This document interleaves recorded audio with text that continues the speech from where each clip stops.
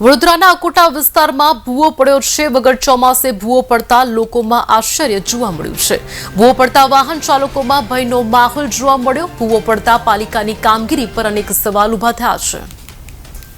Dandiya bridge ઉતરતા જ ગાય circle જતા ભૂવો પડ્યો છે। રાત્રે જ ભૂવો પડ્યો છે, પણ અમે કોઈ એનું દુઃખ માનતા નથી। અમે તો ખુશી જાહેર કરીએ છીએ કે આ કોટા વિસ્તારમાં જે ભૂવો પડ્યો એ ભૂવાએ સિલ્વર જ્યુબિલી કરી છે। અને અમે મ્યુનિસિપલ કમિશનરશ્રીને એટલું કહેવા માંગીએ છીએ કે વોર્ડ નંબર 12માં જે આવેલા જે પણ અધિકારીઓ છે એમની તાત્કાલિક બદલીઓ કરાવે, કોઈ સારી જગ્યા ઠંડુ વાતાવરણની જગ્યા પર મોકલી આપે અને બીજા કોઈ લોકોને અહીંયા મોકલે।